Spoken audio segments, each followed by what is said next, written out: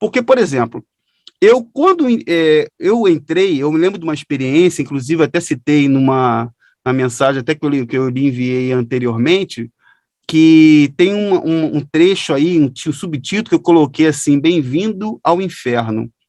Por que coloquei esse título, Daniel?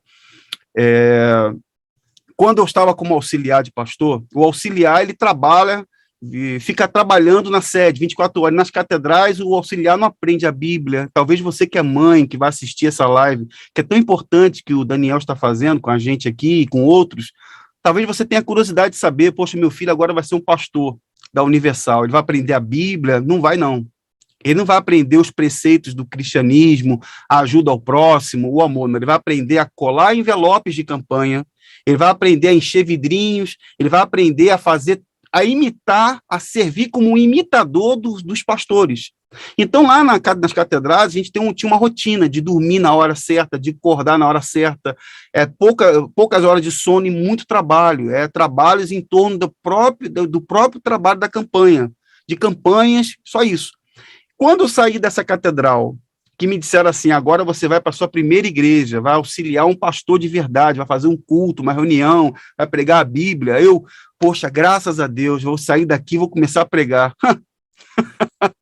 Olha, Daniel, quando eu cheguei nessa sede, porque é aí que a gente vai começar, assim, a coisa não é uma coisa que acontece de uma hora para outra. Muita gente fala assim, mas por que vocês passam tanto tempo e depois que vocês vão entender? Porque a coisa não é da hora, de um dia para a noite. Porque a própria Universal, a própria ideologia, a própria forma de se ensinar é que você tem que olhar para a instituição com bons olhos, você não pode questionar, você não pode duvidar, porque o que vem dali vem de Deus. Então você cresce olhando os pastores como homens santos, homens assim, você tem que ter aquele temor, reverência, sempre com aquela maneira de tratar as pessoas, sim, senhor, não, senhor. Então, essa maneira de tratar as lideranças foi o que eu aprendi também. Então, quando eu fui para essa sede, o pastor já estava me aguardando, o chamado regional, né? Na sede regional, ele não falou nada, nem bom dia, nem boa tarde, nem boa noite. Ele me chamou, fez um gesto assim, eu com as minhas malas na mão, assim, fez assim, tipo assim, deixa aí. Eu entrei na sala com ele, eu já contei muitas vezes isso no meu canal.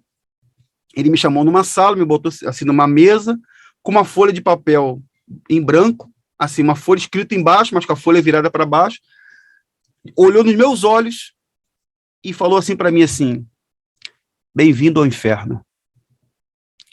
Falou assim para mim, bem-vindo ao inferno, sério. Aí eu olhei para ele assim... O que isso quer dizer?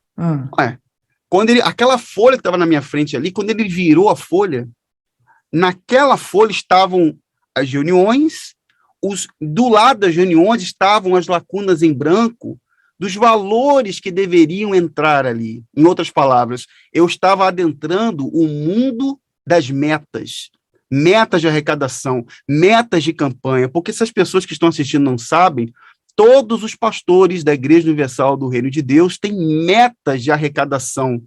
Todos eles têm. São obrigados a bater metas. E aquilo ali, quando eu vi aquela frase, quando eu estava novo, bem novo, eu tomei aquele choque, mas aquilo ali, vamos seguir em frente, porque eu não entendi, não estava entendendo bem aquilo ali. E eu comecei a entender.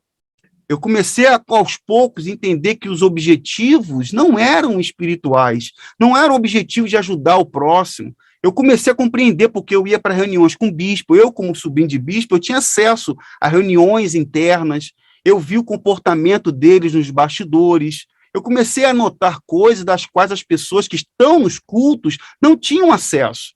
Então, eu comecei, por mim mesmo, a procurar também. Eu ia na própria Bíblia Sagrada, peraí, será que Jesus faria isso? Será que Jesus ensinou isso? Será que os evangelhos ensinam tais práticas?